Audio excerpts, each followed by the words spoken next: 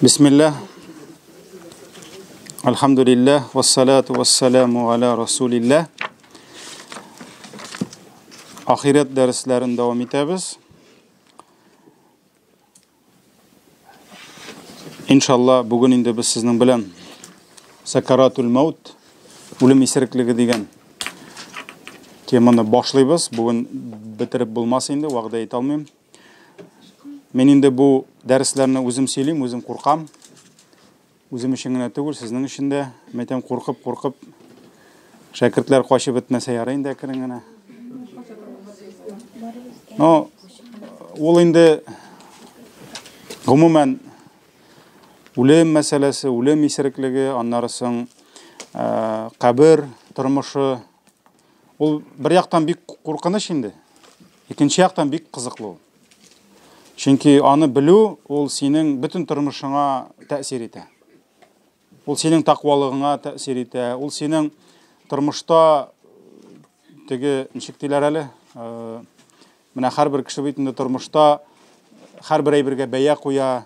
Шулай bitinde har kishining indidir urush aytganda, у каждого бывает свои какие-то идеалы, бывает turmushda. Шулай bitinde. Mana bu aybirlarni o'rganu, ol butunlay kishining şuşu turmush qiymatlarini o'zgartadi.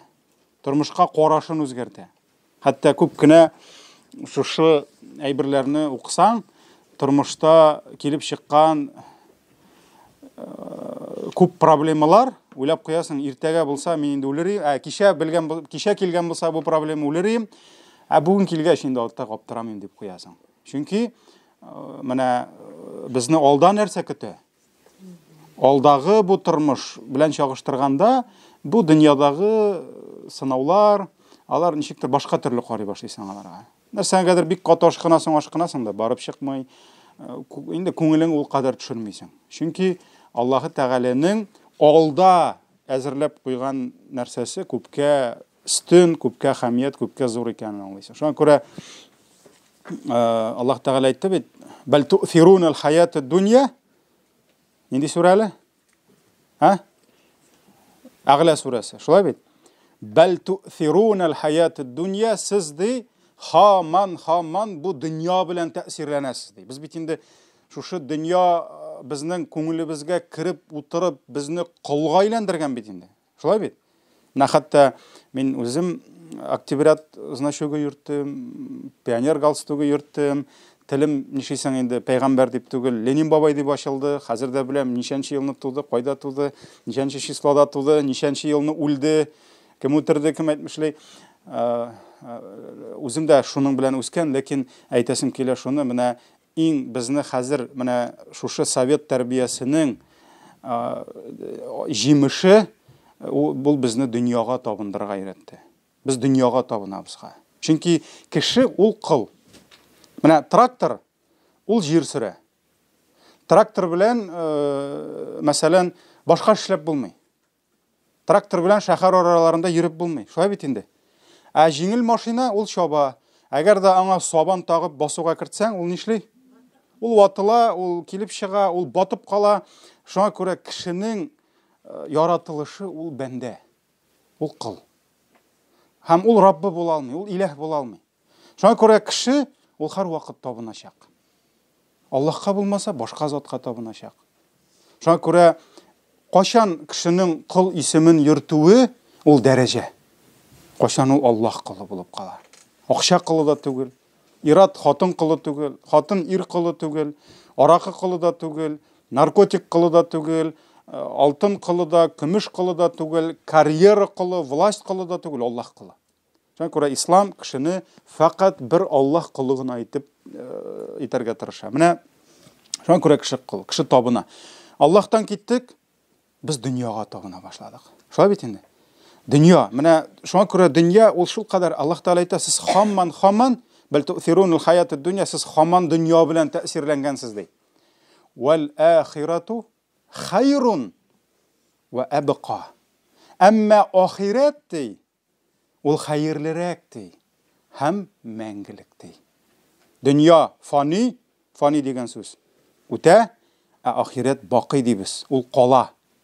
ул кала мәңгелек. Шуңа күрә Аллаһ Тәгалә нәрсә ди? Дөньяга табынасыз, дөнья дип ватыласыз, җимереләсез, дөнья өчен кеше кешене үтерә. Шулай бит инде. Кан кыя күпме, дөнья мал алам дип, валал ахирату хайру ва абqa. Ахират бит беренчедән хәерлерәк ди, икенчедән мәңгелек ди. Шуңа күрә менә бу ахират дәресләре ни өчен безгә кирәк? Дөньяга икенче төрле карый башлыйсың. Дөньяга икенче, чөнки хәтта пәйгамбәребезгә дә нәрсә диде? Духа сүрәсендә. Валал ахирату хайру лака минал ула. Синең өчен борчылмады. Синең ахиратың хәерлерәк булачак бүгенге көнгә карый диде.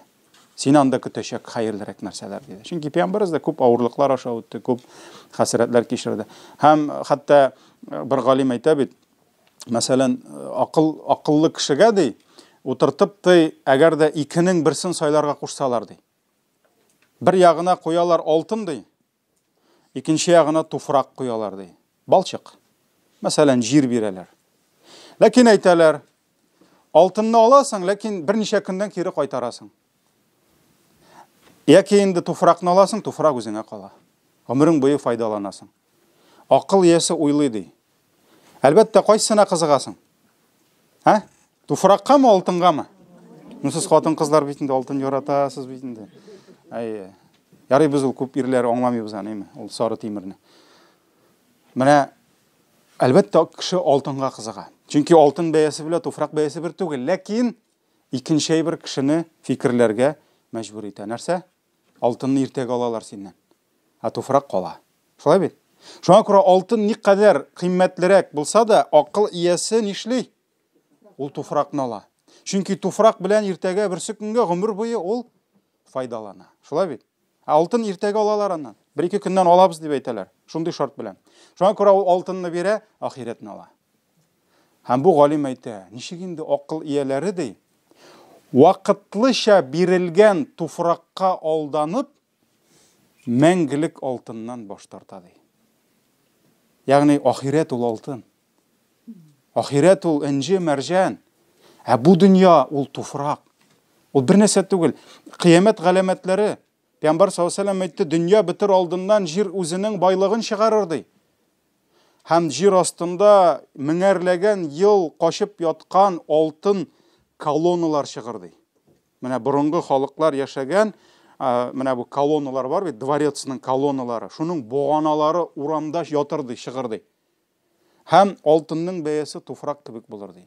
Таптап йөрерләр ди, беркем тимәс ди. Менә Абу әйтә нәрсә ди? Ничек инде кеше ди, вакытлыча туфракка алданып, мәңгелек алтыннан баш тарта ди. Шуңа күрә менә бу ахират дәресләре ни өчен кирәк безгә?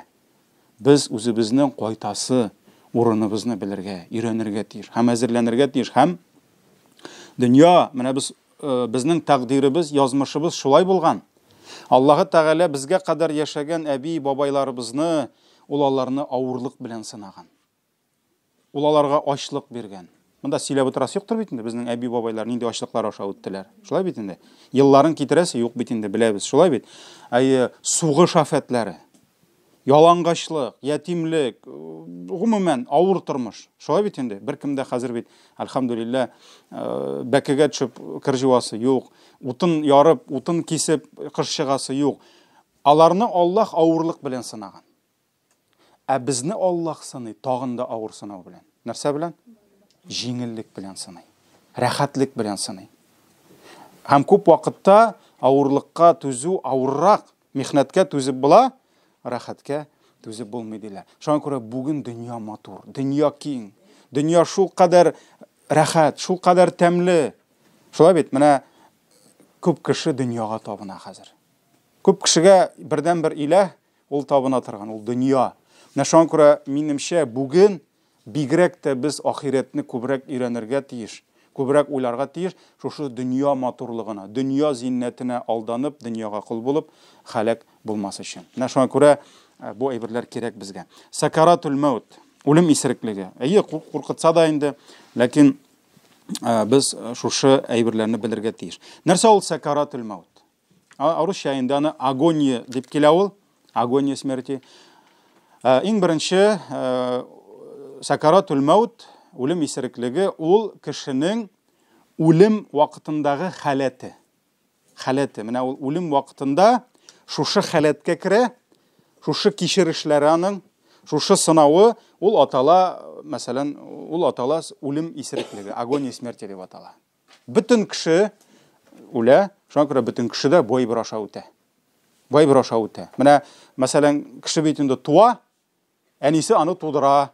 Менә бу бала тудыру халәте, әнинең хәсрәтләре, авырлыгы, баланың дөньяга чыгуы, шулай бит инде. Менә ниндидер ул этаплар, ниндидер мәшәкатьләр, авырлыклар аша үтә. Менә бу кешенең туу вакыты. Ә үлем исереклеге кешенең үлү вакыты. Һәм бөтен кеше үтәчәк аның аша. Бер кемдә үлем исереклегеннән башка китми бу дөньядан. Йоклаганда үлсә дә, нәрсәдер эшләгәндә үлсә дә, авырып үлсә дә, сәламәт килеш үлсә дә, ниндидер фаҗигага эләксә дә, хәтта без тыштан аның мәсәлән үлемен бик тиз итеп күрсәк тә, мәсәлән бар бит инде кешеләр, Алла сакласын, шартлап үләләр мәсәлән, бер мизгелдә, бер секундта, шулай бит инде, бәрелеп үләләр. Барыбер кеше бу халәтне үтә. Үтә бу халәтне тыя. Ни өчен ул үлем исереклеге дип атала? Ни өчен үлем исереклеге? Ул гарәпчәдә сакарат, ягъни исереклек дип атала. Ни өчен шулай? Исереклек бар, мәсәлән, без беләбез инде кеше хәмер ичеп исерә. Шулай бит, үзен-үзе абайламый башлый, нәрсә әйткәнен белми башлый, нәрсә әйткәнен аңламый башлый, нәрсә эшләгәнен белми башлый. Шулай бит инде исереп. Шулай ук бар исереклек килгән авырлык сәбәпле. Мәсәлән, бар кыямәт исереклеге. Аллаһ Тәгалә Куръан-и Кәримдә әйтә: "Ва таран-нас сукара", кыямәт көнендә син кешеләрне исерек хәлдә күрсең ди. Кыямәт көне бу судный день дип әйтәбез инде, Кыямәт көнендә син кешеләрне исерек хәлдә күрсең ди. "Ва ма хум бисукара", ләкин алар исерек булмаслар ди. Ләкин алар исерек булмаслар ди. Ни өчен? Чөнки бу көннең хәле авыр булыр ди. Ягъни кыямәт көнендә шул кадәр кешедә күп мәгълүмат, күп информация, монда җәннәт, монда җәһәннәм, монда таулар тетелгән йон кебек ишеп йөри, монда сират, монда үлчәү, монда фәрештәләр, син белмисең, сине нишләтәләр? Кеше нишли? Кеше исерә шушыңа. Ләкин ул исерек түгел, ул ишмәгән. Ул исерә. Хәтта Пәйгамбәр саллаллаһу алейһи ва нәрсә диде? Гайша радиллаһу анха сорагач, анда да ирләр, хатыннар, алар ялангыч булырлар ди. Мәсәлән, кабердән чыккач та бер ират, бер хатын кызның киеме булмый. Айша әйтте, ничек инде ирләр, хатыннар бер-берсен күреп торалармы дигәч, Пәйгамбәр саллаллаһу нәрсә диде? Көннең кайгысы зуррак булыр ди, алар бер-берсен күрмәсләр ди. Ягъни хәтта ирләр, хатын-кызлар ялангыч булып та алар бер-берсен күрмәсләр ди. Бу хадистә килә, шулай бит. Шуңа күрә ни өчен үлем исереклеге дип атала? Менә бу кешегә килгән халәт аңа шул кадәр инде авыр була, ул хәтта үзенең нәрсә сөйләгәнен, нәрсә эшләгәнен абайламый башлый, аңламый башлый. Ягъни анда ниләр калмый. Менә безне бу дөньяда тотып тора торган бар бит шикләр. Менә безне нәрсә шикмен, нәрсә тотып тора безне? Теләсә нәрсә сөйләмәскә. Ят дигән әйбер, намус дигән әйбер, приличие дигән әйбер бар бит инде. Шулай бит, не принято так кешеләр алдында сөйләргә мәсәлән. Шулай бит, кай вакыт инде кеше бик каты ачуга бирелсә, чыгып китә инде аның. Ул инде шикне үткән була, шулай бит. Менә үлгәндә бер әйбер дә калмый. Бер нинди анда порядочность дигән әйбер кешедә калмый. Ягъни ул әйберләр безне дөньяда тотып тора торган. Ул әйберләр бөтенесе бетә. Менә шуңа күрә ул үлем исереклеге дип атала. Ни өчен шулай һәм нәрсә була? Ансын инде әйтербез. Менә шулай торып кешенең Аллаһ Тәгалә билгеләгән вакыты ахырына килеп җиткәч, килә аңа шушы үлем исереклеге дигән вакыт һәм аңа килә махсус фәрештәләр. Без сезнең белән әйттек, тормыш башлана, махсус фәрештә аның әни карынына төшеп, 4 айда 10 көн вакытта җан өргәч дидек. Шулай бит? Тормыш качан бетә дидек? Махсус фәрештәләр килеп, аның җанын алып киткәч. Тән кала, тән бит инде ул тышкы калып кына. Шулай бит? Китә җан, монда самый главный җан. Чөнки җан аңа башка тән бирәләр, ул башка җиргә китә. Менә шуңа күрә фәрештәләр килеп, адәм баласының тәненнән аның җанын алалар. Җан тәнне яшәтә. Җан, шулай бит? Җан булмаса, синең бөтен җирең сәламәт булса да, тәнең синең мәйет дип атала. Ягъни тире булмый.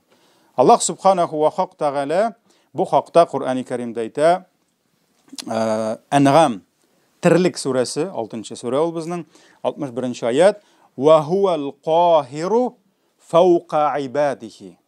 Аллаһы Тәгалә ди, бәндәләре өстеннән идара итүче ди. Қахир. Қахир сүзенә бик матур булмаган инде ул сүз. Бездә бар ул каһар диләр. Шулаймы? Аллаһның каһары суккан диләр. Ул үзе каһар сүзе куркыныч булса да, ул Аллаһ Тәгаләнең көче дигәнне аңлата. Ягъни Аллаһның көче җиңгән дигән сүз. Власть. Аллаһ над его рабами булайын. Шулай бит. Ва хувал қахиру фауқа ибадихи. Аллаһ Тәгаләнең ди көче бәндәләренең көче өстеннән ди. Ягъни Аллаһ нишләтә? Без шуңа нишлибез? Буйсынабыз. Менә Аллаһ куйган бит кагыйдәләр тормышта. Без аны боза алмыйбыз. Мәсәлән, бер кеше әйтә: "Мин Аллаһның кулы түгел" ди. Мен ничек син Аллаһның кулы булмыйсың? Юк ди, нишләп мин Аллаһның кулы булыйм ди. Мен әйтәм, син нәрсә? Мин свободный ди. Тада мен әйтәм, нигә син парикмахерскийга йөрисең? Туктат чәчеңне үсүдән. Бу эндәшмәй. Тада мен әйтәм, тамагың ачкач ошама, нигә ашыйсың син? Курсагың әйт, булды җитте сиңа быгырдарга. Тада тамагың кипкәч әйт, булды җитте сиңа тамак кип. Тырнакларыңа әйт, так, булды җитте. Маникюр кыйбат тора. Давай туктагыз үсүдән. Ну инде ярар. Бик хуҗа булсаң, Бәдрәфкә йөрмә. Йоклама, ширләмә, картайма. Буламы? Юк, берсе дә булмый. Без җиргә хуҗа түгел. Без галәмгә хуҗа түгел. Без үзебезнең тырнагыбызга һәм чәчебезгә дә хуҗа түгел. Ашказаныбызга да хуҗа түгел. Аллаһ куйган кагыйдә. Бәдрәфенә дә чабасың, тырнагыңа да кисәсең, чәчеңә дә кисәсең, улыгаясың, авырыйсың, үләсең, бернәрсә шәп булмый. Шуңа күрә Аллаһ Тәгалә нәрсә ди? Аллаһның кеше бәндәләре өстеннән ди. Ва юрсилу алейкум хафаза. Аллаһ Тәгалә ди сезнең сезгә ди үзенең сакчыларын җибәрә ди. Монда кемнәр турында сүз бара? Фәрештәләр.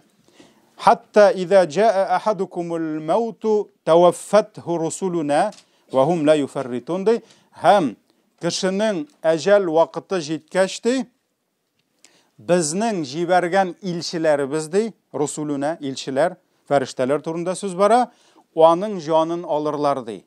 Һәм алар ва хум ла юфарритун, алар бер нәрсәдә онытмыйлар һәм эшләми калмаслар ди, ягъни эшлиләр ди. Ягъни Аллаһ Тәгалә нәрсә ди? Билгеле бер вакытта безнең фәрештәләребез килә ди. Фәрештәләр килеп кешенең җанын алып китәләр. Менә бу Әнғам сүрәсе 61-нче аят. Шулай ук монда хадисләрдә дә килә. Әлбәттә, фәрештәләр алар инде төрле кыяфәттә, төрле рәвештә, теге бөтен фәрештәне дә шундый нур, шундый ней, мәсәлән, күрсәтәләр бит инде киноларда, мультфильмнарда, анда өчеп йөри, кемдер хатын кыз итеп күрсәтә. Фәрештәләр алар ирләр түгел, хатыннар түгел. Алар бүленмиләр җинескә, алар өйләнмиләр, гаилә кырмыйлар, бала тудырмыйлар. Ләкин беләбез хадисләрдән аларның канатлары бар. Аларның мәсәлән Җәбраилнең ничә канаты бар? 600 канаты бар. Һәр бер канаты офык белән офыкны каплар ди. Шулай бит инде. Ләкин аларны без кыяфәттә күрә алмыйбыз. Алар кешеләргә килсәләр дә кеше кыяфәтендә генә киләләр. Шуңа күрә фәрештәләр киләләр төрле кешегә төрле рәвештә. Һәм менә үлгәндә кеше ул фәрештәләрне күрә.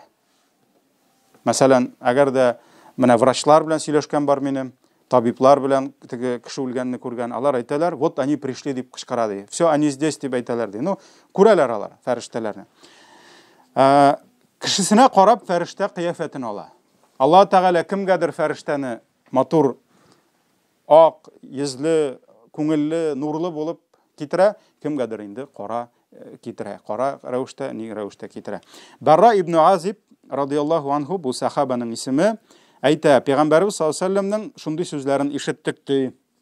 Мөмин бәндә, иманлы бәндә бу дөньядан киткәндә ди, ул мәңгелек йортына кайтырга әзерләнә ди, һәм шул вакытта аңа ди күкләрдән ак йөзле, кояш кебек балкып торган фәрештәләр килер ди. Ак йөзле, кояш кебек балкып торган фәрештәләр килер. Әлбәттә, андыйны күргәч кеше куркамы? Курыкмаячак алар. Аларны килгәч ул аларны сөенеп каршы алачак. Курыкмаячак. Алар ди үзләре белән бергә җәннәттән кәфен алып төшерләр ди. Нигә кирәк кәфен? Ха? Җанга. Менә без бит инде кеше үлгәч, нишлибез? Кешенең тәнен, безнең вазифа, наша обязанность, Аллаһ каршында вафат булган кардәшебезнең тәнен төргә тиешбез, кәфенлек белән. Менә нәкъ шулай фәрештәләрнең вазифасы нишлиләр? Алар җанны төрәләр. Җанны төрәләр. Җанның кәфене бар үзенең. Әлбәттә, иман иясе вафат булганда, кояш кебек балкып торган йөзләре белән фәрештәләр киләләр һәм алар җәннәттән кәфен алып киләләр. Җәннәт чүпрәге дип әйтәкме, җәннәт кәфенлеге һәм җәннәт хушбуйлары алып төшәләр. Җәннәттән хушбуйлар. Менә без кәфенлеккә май сөртәбез бит. Кемнәрнең мәйет юганнары бар, исле май сөртәбез без. Кәфенлектән хуш ис килсен өчен. Булар инде җәннәттән хушбуйлар алып киләләр. Алар ди шушы кеше тирәсенә тизелеп утырырлар ди Пәйгамбәр саллаллаху алейһи ва саллям, һәм ул аларны күреп торыр ди. Ягъни кеше менә үлә, хәзер башланды моның нәрсә? Үлем исереклеге башланды. Ул аларны күрә. Ул жүләр дә түгел, тиле дә түгел, ул нормальный кеше. Мөмин, ул күрә, аның кырына тизелеп утыра кемнәр? Фәрештәләр. Бөтенесе балкып тора. Соңыннан ди кем килә? Үлем фәрештәсе килә. Газраил дип дини китапларда Газраил сүзе юк. Газраил дип инде спектакльләрдә бар. Кайбер әдәби әсәрләрдә булган, гарәпләрдә дә, ниләрдә дә, ләкин бер хадистә дә минем күргәнем юк Газраил исеме. Коръәндә дә юк ул. Үлем фәрештәсе дип килә. Шуңа күрә, мәсәлән, шәхсән үзем кем Газраил дип әйтә, мин аның белән инде талашмыйм, сугышмыйм, әбиләр, бабайлар, ләкин мин үзем бер кашанда Газраил дигәнне әйтмим. Мин үлем фәрештәсе дип әйтәм. Чөнки хадистә әйтелгән, нидә әйтә? Микаил бар хадистә, Исрафил бар, Җәбраил бар, Мәлик бар, Ризван бар. Ни юк, Мункар белән Накир бар, Газраил юк. Шуңа күрә мин ул сүзне кулланмыйм, үлем фәрештәсе килә.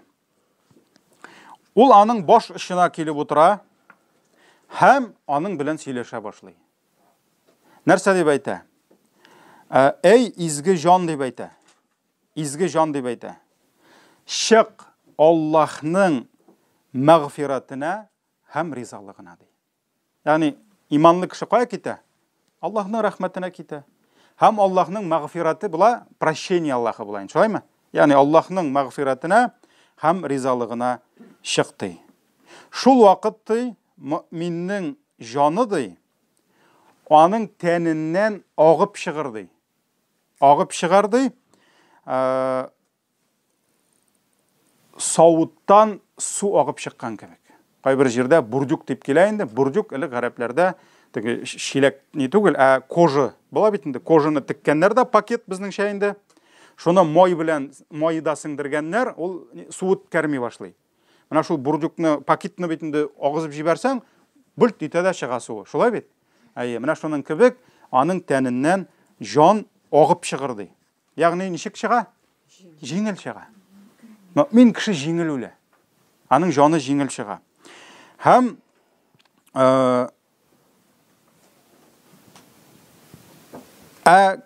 кәфир бәндә үлгәндә, хадис дәвам итә. Кәфир бәндә үлгәндә аның янына күктән фәрештәләр килер ди. Йөзләре кара булыр ди, гәүдәләре зур булыр, һәм алар шундый ямсыз булырлар ди, куркыныч булырлар. Әлбәттә инде кояш кебек балкып килми имансызга фәрештә. Шулай бит, чөнки ул аны алып китә Аллаһның ачуына, газабына. Алар ди җәһәннәмнән аңа чүпрәк алып килерләр ди. Ягъни җәннәт кәфенлеге булмый инде, аның җанын төргә нәрсә? Җәһәннәм утыннан алып килерләр ди. Һәм аның күз алдына килеп утырырлар ди. Ягъни аның тирәсенә тизелеп утырырлар ди. Соңыннан үлем фәрештәсе килер ди, аның баш очына килеп утырыр ди, һәм әйтер ди: "Эй, монда инде ничек дип килә?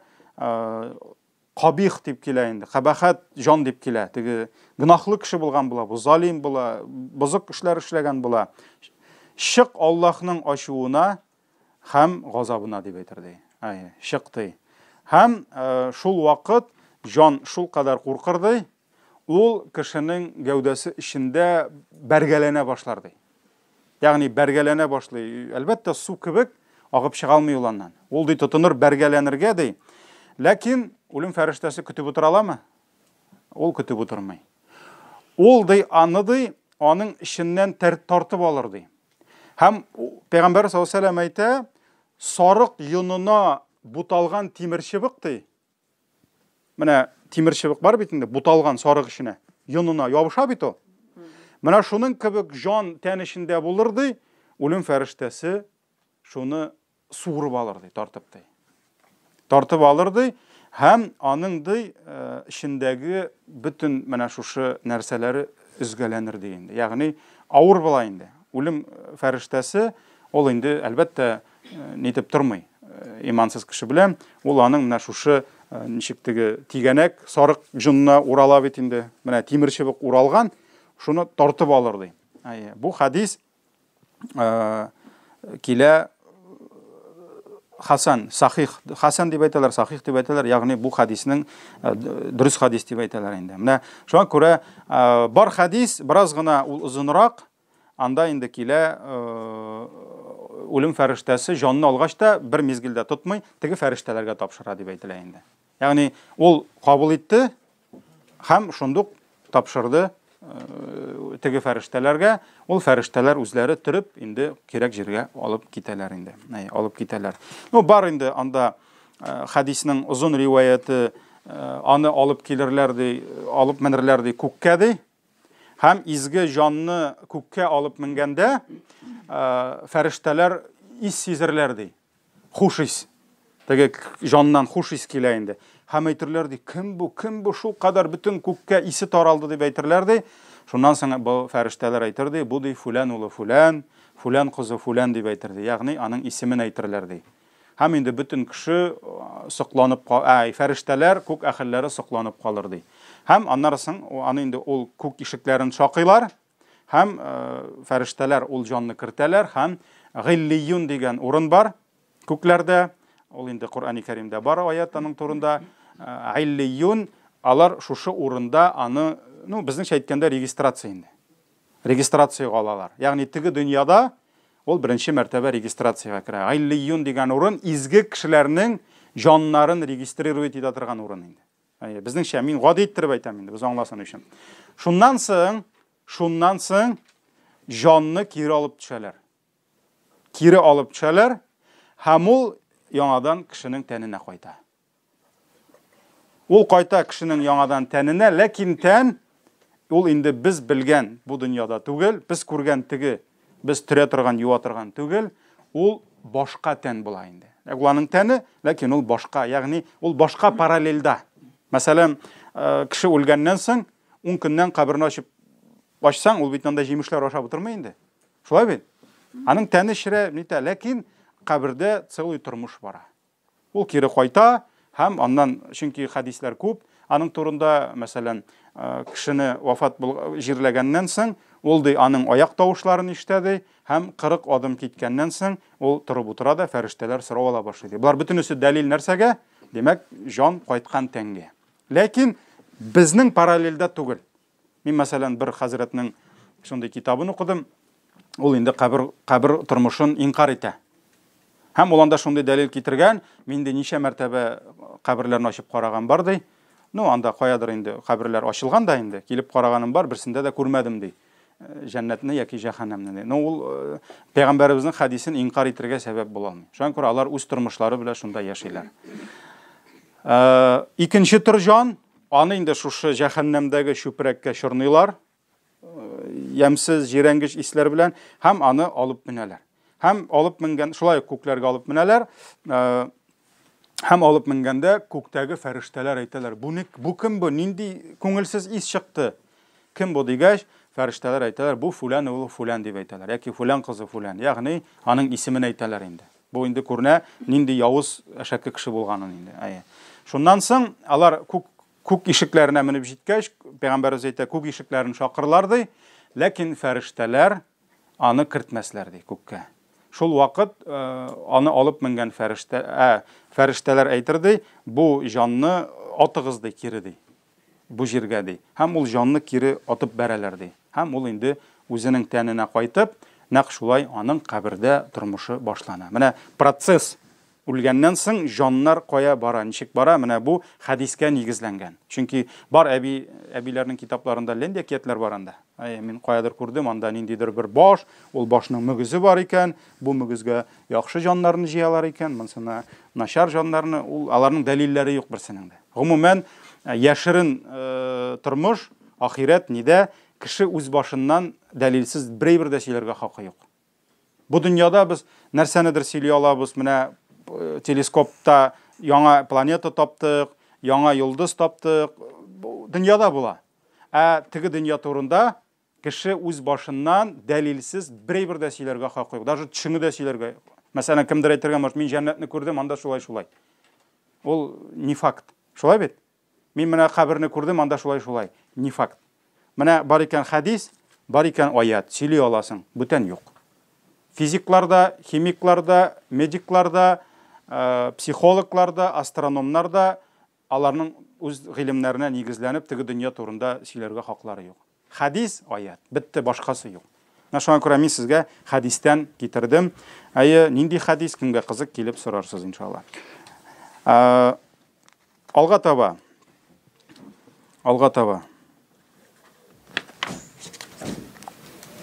Бар берничә Коръәндә аят, ничек итеп фәрештәләр кешеләрнең җаннарын алдылар. Мәсәлән, Бәдр сугышында. Пәйгамбәр саллаллаху алейһи ва саллям вакытында иң беренче сугыш, авыр сугыш, Бәдр сугышы. Аллаһ Тәгалә Коръәни Кәримдә шул Бәдр сугышында ничек итеп фәрештәләр кафирләрнең җаннарын алганын әйтә инде. Аллаһ Тәгалә әйтә: "Валау тара", әгәр син күрсәң ди, «Иҙ ятаваффа аллазина кафару ал-малаикату» ди. Ничек итеп минем фәрештәләрем ди, шул сугышта үлгән кафирләрнең җаннарын алдылар ди. Күрсәң син аны ди, Аллаһ Тәгалә әйтә. «Ядрибуна вуҗухахум». Алар төшеп ди, аларның йөзләренә суктылар ди. «Ва адбарахум», артларына, алларына да суктылар, артларына да суктылар ди. «Вазуqu азабал хариq», һәм сукканда әйттеләр ди, янып торган газапны татыгыз дип әйттеләр ди. Зуqu, ягъни татыгыз янып торган газапны ди. «Залика бима каддамат айдикум». Һәм алар әйтерләр ди, булар ди сезнең кылган гынахларыгыз өчен ди. Үз кылыгыз белән кәсеп иткәнегез өчен ди. «Ва инналлаха лейса бизалламин лил-габид», чөнки Аллаһ бәндәләренә карата зулымлык кылмый ди. Ягъни бер кемне дә Аллаһ Тәгалә нахакка, гаепсезгә газапламый. Әгәр дә Аллаһ Тәгалә бер кешегә бик яман, авыр үлем биргән икән, димәк, урысча әйткәндә, значит, есть за что.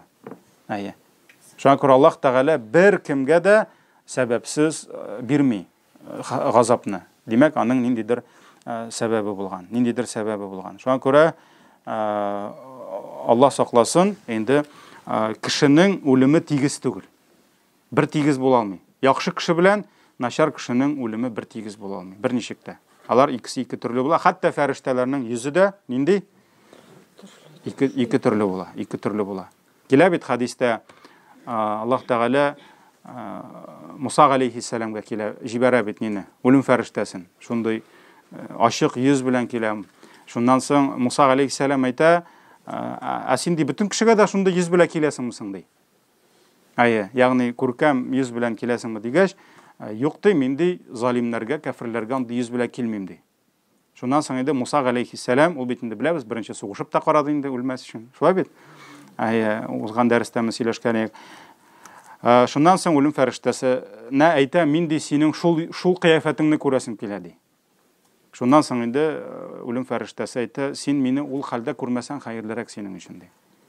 Муса әйтә: "Юк, күрәсем килә" ди. Шуннан соң инде ул күзен йомып торганмы куша һәм карады. Һәм ул күзен ачкач хуштан язып егыла инде. Куркынып. Шуңа күрә, әлбәттә, кешенең имансыз кеше, залим кеше, җир өстендә гынах кылып йөргән кешенең, әлбәттә, аның бу дөньядан китүе җиңел булмый. Кайбер кешеләр уйлыйлар бит, ой, җиңел генә китте диләр. Менә мин ишеткәнем бар, кара гомер буе кеше рәнҗетте дә, китте дә барды, син аны кабахата ди. Менә шулай ишеткәнем бар инде әбиләрдән дә. Ул китте дә барды дигән сүз, ул дөрес түгел. әгәр дә кеше башкаларны рәнҗетеп, күпме бозыклык кылып йөргән икән, аның бу дөньядан китүе бик авыр булачак. Бик авыр булачак. Шуңа күрә без аны күрмәсәк тә, Аллаһ Тәгалә инде аңа ул авырлыкны күрсәтәчәк. Шуңа күрә кеше менә шушы үлгәндә шушы үлем авырлыгын татый. Үлем авырлыгын татый һәм һәрбер кеше моның нәрсә икәнен беләчәк инде. Моның тәмен беләчәк. Һәм менә шул без әйткән сәкарат, исереклек сүзе дә ул инде шуңа кайта, ягъни кеше авырлыкка исерә була инде. Шушы авырлыкка исерә торган була. Һәм үлем исереклеген әйткәнебезчә бөтен кеше татыячак. Хәтта Пәйгамбәрбез саллаллаһу алейхи ва саллям ул бит инде Аллаһ Тәгаләнең иң якын, иң сөйекле бәндәсе булды. Шулай бит инде, һәм иң изге бәндәсе булды. Пәйгамбәрбездән дә изге кешелек тарихында бүтән беркем дә булмады. Беркем дә булмады. Шуңа карамастан ул кеше һәм сөйекле Пәйгамбәрбез дә үлем исереклегенең нәрсә икәнен татыды. Хәтта ул вафат булып үлгәндә аның маңгайын да тир бәреп, шушылай маңгайындагы тирен сөртеп тордылар бит инде. Кырында хатыны Гайша булды, башка кеше сахабалар булды, шулай бит инде. Һәм ла илаха иллаллаһ диде, инна лил маути сакарат диде. Пәйгамбәр саллаллаһу алейхи ва саллям әйтте, ла илаха иллаллаһ, үлемнең исереклеге бар икән диде. Ягъни Пәйгамбәрбез дә моны татыды. Хәтта беләбез, кемнәр укыганы бар, Пәйгамбәрбез вафат булгач бик күп сахабалар ышанмады. Шулай бит инде. Ышанмадылар. Хәтта Гомәр әйтте, кылычын чыгарды да, кем Мөхәммәд үлде дип әйтә, үзе үләчәк диде. Һәм шунда кем килде? Әбу Бәкр. Әбу Бәкр сабыр хылыклы, Пәйгамбәрбезнең иң яраткан һәм ул аның өчен иң яраткан кешесе иде. Әбу Бәкр килеп Пәйгамбәрбезнең күрде, маңгайыннан үпте һәм әйтте, Раббың Аллаһ рәхимле диде. Сиңа бу үлем исереклеген 2 тапкыр татырга бирмәс диде. Үзеңнекен син татыдың инде диде. Шуңа күрә менә бу да нәрсәне күрсәтә? Пәйгамбәр саллаллаһу алейхи ва саллям иң изге, иң хәерле кеше булса да, ул аның үлем исереклеген татыды. Нәрсә икәнен ул аның белде. Һәм Гайша радиллаһу анха әйтә, Пәйгамбәрбез бит инде Гайшаның күкрәгенә ятып үлде. Шулай бит? Пәйгамбәр кочаклап, күкрәгенә ятып, хәтта Гайшаның авызында мисвагын күргәч, Гайша нишләде? Мисвак сорагач, Гайша тикреге белән юышлап Пәйгамбәрбезгә каптырды. Шулай бит? Ул бит сөннәт, Пәйгамбәр ярата иде мисвак. Безнеңчә әйткәндә зубной щетка, паста кебек. Ул иң беренче кайткач тешен чистарта иде. Шулай бит? Намаз алдыннан чистарта. Менә Гайша радиллаһу анха әйтә, мин ди Пәйгамбәрбезнең шушы үлеме алдыннан авырганын, мин ди шул кадар авыр һәм нык авырткан Пәйгамбәрбездән башка кешене күргәнем булмады ди. Ягъни Пәйгамбәрбез дә шушы хәлне тойды. Һәм инде Пәйгамбәрбез дә аны кичерде. Бер кайда китмәде инде. Ягъни бу хәл бөтен кешегә килә.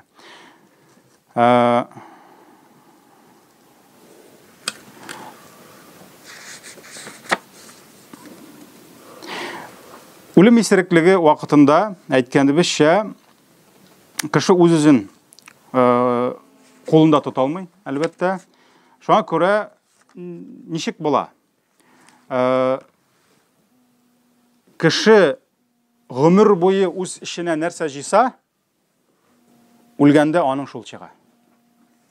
Менә кешенең эше үлгәндә нишли?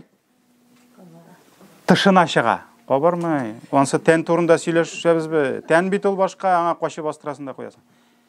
Карагыз, кешенең үлем исереклеге вакытында гомер буе эшенә нәрсә җыйса,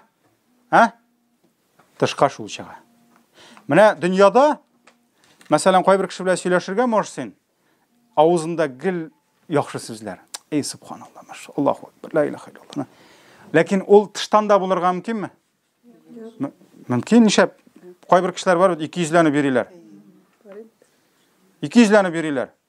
Мен беләм шундый кешеләрне, алар гел авызларында дуга, гел зикр, гел Коръан. вакыт хатыны белән киләләр дә разборкага.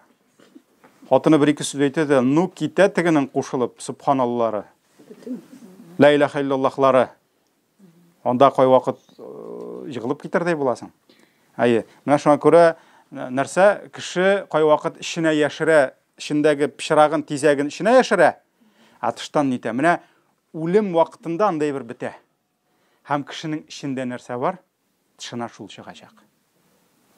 Ишендә кеше гомер буе күфрлек яшереп, тыштан иманлы булып йөргән икән, бөтен әйберсен чыгарачак. Ишенә ялган җыеп, тышыннан дөрес булып йөргән икән, бөтен ялганы чыгачак. Менә кеше гомер буе ишенә нәрсә җыя, үлгәндә шул чыга. Шуңа күрә әйтәләр, үлем ул савыт ди. Савыт.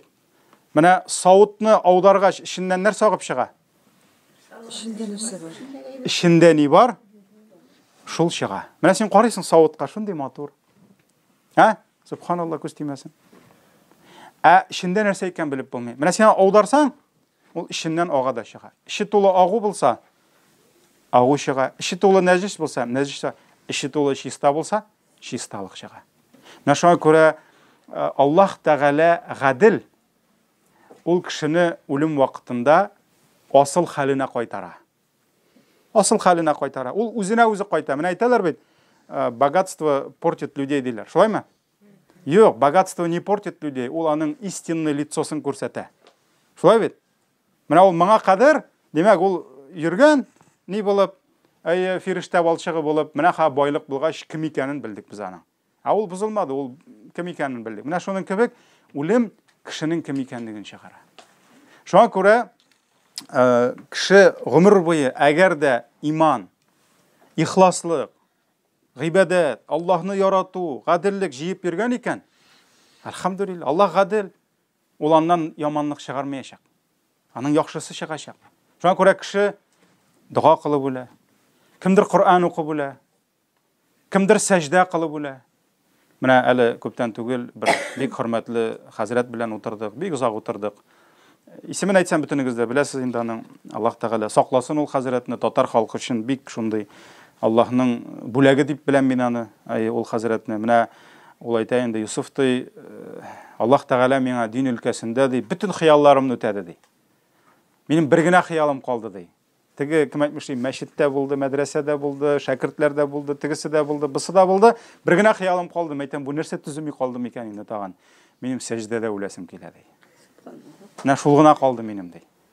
Менә сәҗдәдә үләсем килә ди, шул гына. Кеше гомерендә, менә гомерендә нәрсәне яратса, Аллаһ Тәгалә аның әҗәлен дә шунда кыла. Ни өчен, мәсәлән, бик күп сахабалар, бик күп галимнәр сәҗдәдә үлделәр. Чөнки аларның бу тормышта иң яраткан халәтләре нинди булды? Сәҗдә халәте булды. Алар сәҗдәне яраттылар. Шуңа күрә сәҗдәдә үлделәр. Менә кеше нәрсәне ишенә җыя, нәрсәне ярата, шуны җыя. Шулай бит? Менә кеше нәрсәне җыя, ул шунда. Ни гамәлдә яшәсәң, шул гамәлдә үләсең. Ни гамәлдә үлсәң, ни халәттә үлсәң, шул хәлдә кубарыласың. Шуңа күрә Аллаһ Тәгалә ул бөтен нәрсәне тәртипкә, менә әйтәләр бит, теге Горбатова могилы исправит диләр. Шулай бит? Менә как раз үлем ул нишли? Ул кешенең гадел йөзен чыгара. Бер нинди яхшы кешедә, ихласлы кешедә яман үлем белән үлми. Үлми, чөнки ул Аллаһ Тәгаләнең ихласлы бәндәсе булса, ул хәерле үлем белән үлә. Әгәр дә кеше тыштан бик матур, бик күркәм булып йөреп тә, иштән әгәр дә аның ише тулы начар булса, ул аның нитә. Шуңа күрә сүземнең ахырында хаузан була, шәригатьтә ике төрле үлем бар. Бар яхшы үлем, авыр әйтергә дә аңлап булмый, ничек инде яхшы үлем була аламын инде. Бар яхшы үлем, бар яман үлем. Һәм иншалла исән сау булсак, киләсе дәрестә без сезнең белән тукталырбыз яхшы үлем галәмәтләренә һәм яман үлем галәмәтләренә. Ягъни аның галәмәте бар. Шәригатьтә хәдисләр белән нигезләнгән, мәсәлән, кеше нинди үлем белән үлсә, бу яхшы үлем дип атала. Кай вакыт менә без яратабыз бит, панихидалар үткәрергә. Мин шулай тыңлап утырам инде шулай. Сөйлиләр менә бигрәк тә җитәкчеләр турында. Менә ди, безнең фәлән-фәләнович яхшы гына яшәгән вакытта яман үлем килеп аны алып китте ди. Менә яман үлем ул яман кешегә килә. Ә яхшы кешегә яхшы китә ул. Шуңа күрә, иншалла, менә нәрсә ул яхшы үлем, нәрсә ул яман үлемнән ничек сакланырга бераз гына шулар турында дәресебезне иншалла багышларбыз. Бик куркыныч түгелдер бит, икенче дәрескә киләсезме, юкмы? Ха? Или берәр дәрес җәннәт турында сөйлимме сезгә? Юк, җәннәткә ерак әле. Ерак әле, буларны үтәргә кирәк. Шуңа күрә яхшы һәм яман үлем галәмәтләре киләсе дәрес. Аллаһ разый булсын һәрберебездән дә.